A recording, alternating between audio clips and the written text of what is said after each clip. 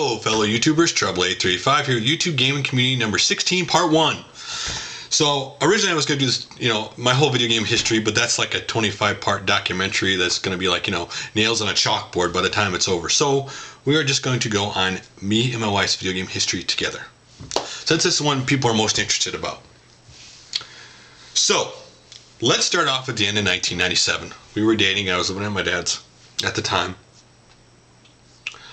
And I had a PlayStation 1, and I had just gotten Wild Arms and I was playing it. My wife saw it. She thought it was interesting, so I said, okay. So I showed her how to play it. I let her play. I said, okay, when I'm sleep, if you come in and I'm sleeping, or if I'm not playing, you should go ahead, hop on and play. So she did, and she eventually passed me in the game. I don't think the game gets the credit for the amazing 3D graphics it had at the time, because it was the first 3D RPG. So she eventually got a strategy guide for it, and she was like almost an hour to go to beat the game, and there is a phoenix drawn in the land in the game.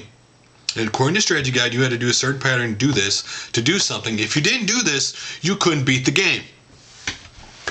She tried it over and over again. I tried it. We read the strategy guide again. And she quit. And so every 6 months for 3 years, she'd put it in, try, couldn't do it, quit. Finally, after 3 years, she said, to heck with it.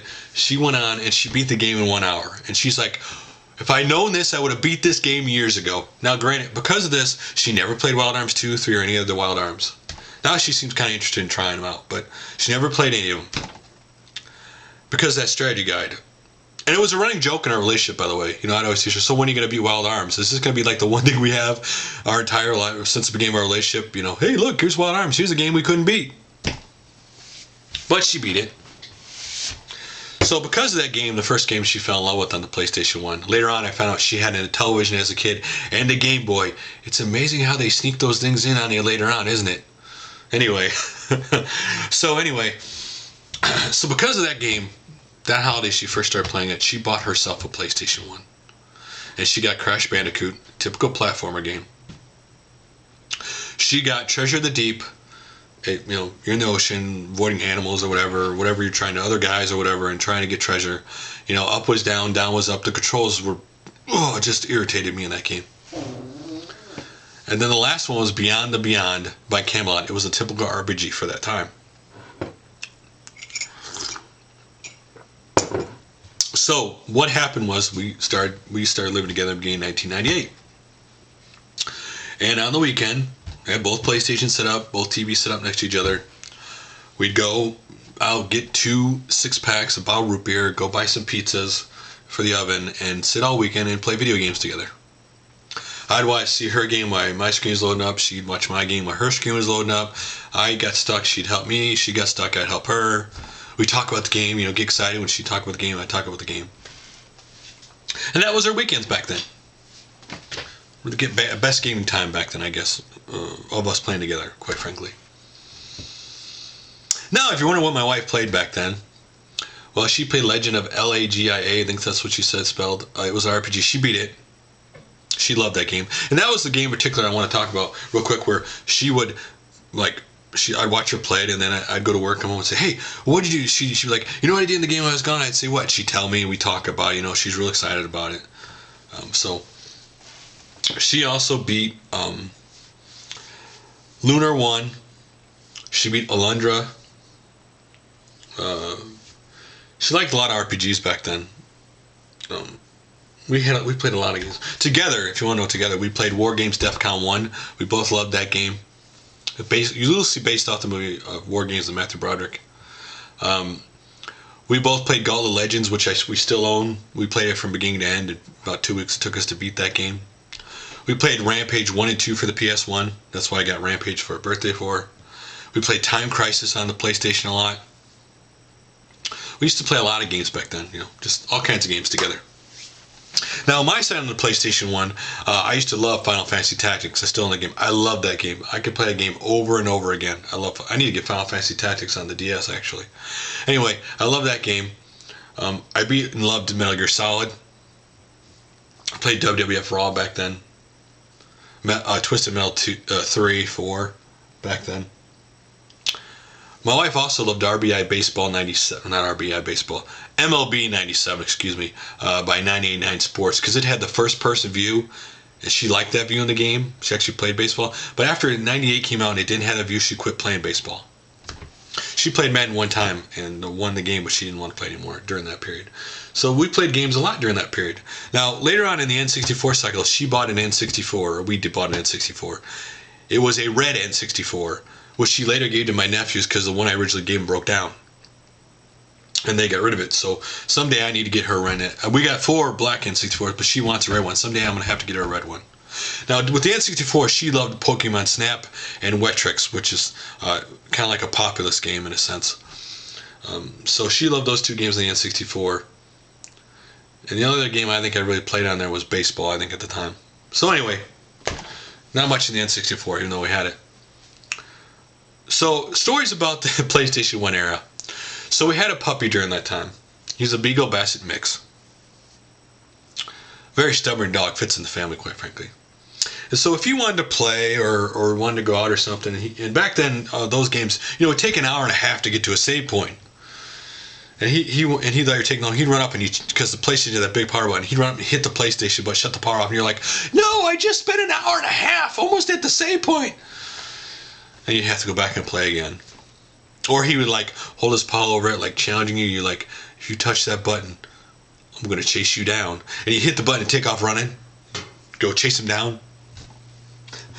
Another thing he did, by the way, my wife had gotten a DualShock controller because it just came out for the PlayStation 1. So we had the her PlayStation in the bedroom, and she hooked up. The controller was hanging over the bed.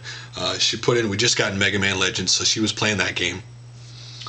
She played about 10 minutes, and all of a sudden the controller quit working. She looked to see what was wrong with the top, unplugged it, plugged it, and the dog had chewed on the cord at the base of the bed. And she got really mad because earlier, just 10 minutes before that, he chewed the wires off the back of the speakers of her boombox she had. She let him have it. He never touched a controller again after that. We did go get another controller. So, the funniest thing with the game that she ever got during this period of the PlayStation 1 was Miss 2 Ribbon. She got it because she heard about all the hype about it. She would put that game in and literally fall asleep within 5 minutes every single time she played that game. And I would tease her about, how could the game be so boring you fall asleep?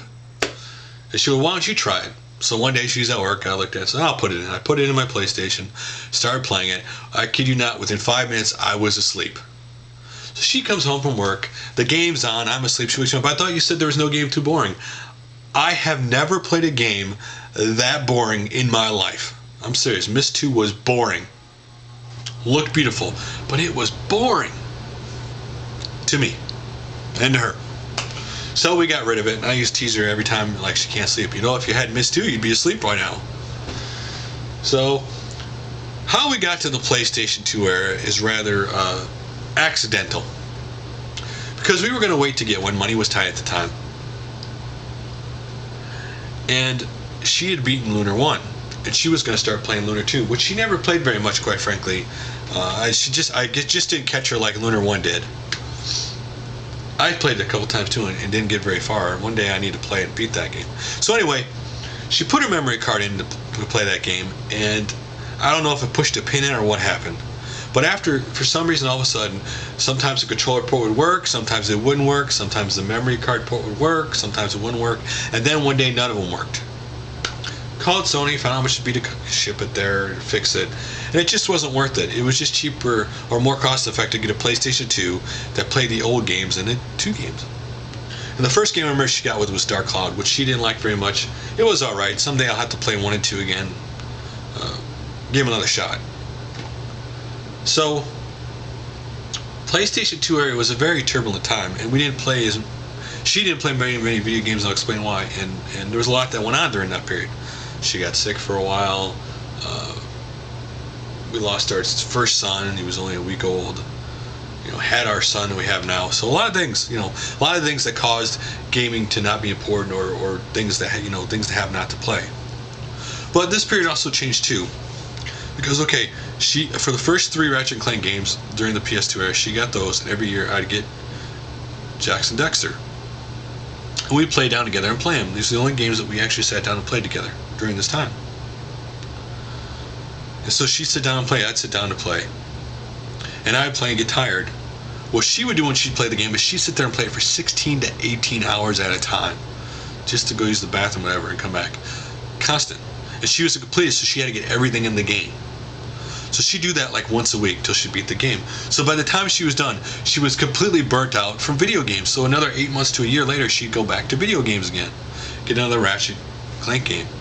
She also played the Scooby-Doo games on that time, which she'd only play half to 3/4 of the way and quit because the jumping was like, you had to be perfect in those games, and it'd get frustrating and she'd just eventually quit. She also played Final Fantasy X and 10 too. She loved those two games. Those were her two favorite RPGs during that time. And she beat 10, and she almost beat 10 too, and she quit. My other favorite RPG during that time would be Star Ocean, Till the End of Time. I love that game. I spent a lot of hours in that game. So, we didn't play many video games together during this time because stuff happened and also other stuff. But one story I can tell you. Okay. All of a sudden, they're in Madden 2000. I think it was 2000. It was last year the Broncos had won the Super Bowl and were in Madden really good, right? So, with John Elway. So my wife wanted to play Madden one day for some reason. I said, okay, you can play it. I suggested the Broncos, but she looked at all the, she looked at all the symbols. She decided she liked the horse, so she did end up picking the Broncos. Set the game to easy, basically explained to her what to do. She used to tease me back then about football games, and I'll tell you why. And I'd jump up and shout because I scored a touchdown, or I would cuss at the TV or throw the controller. She said, it's just a game. Why are you getting all excited? Why are you getting all so upset? It's just a game.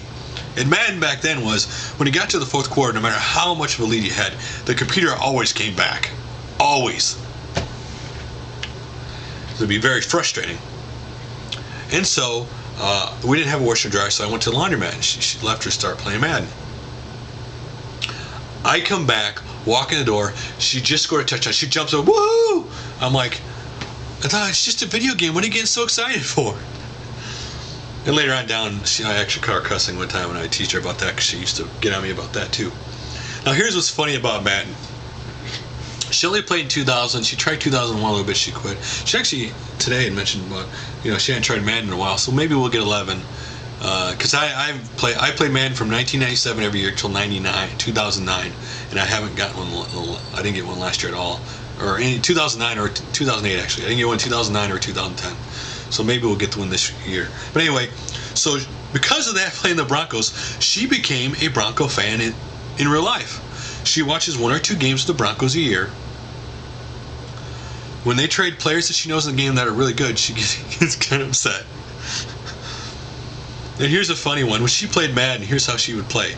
She got fourth down, no matter how many yards she'd go, she'd always go for it. It didn't matter. She just went for it. She did not care. And every year, by the way, even though she played that way, she would get to the playoffs. She wouldn't pick plays based on, you should do this or do that. No.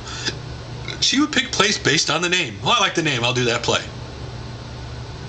Though over time, she learned the difference between run and pass. So she became a Bronco fan. She has a Bronco hat she wears during the winter and everything. And here's what's funny. I got it for her. She used to get beat by the Vikings and the Ravens in that game all the time. So in real life, anytime in the NFL, the Vikings or Ravens play anybody, she's rooting for the other team. She wants them to win. And if the Broncos play those teams, she wants them to slaughter them. I never realized playing a video game could make somebody a fan of a team, but it did for her. So,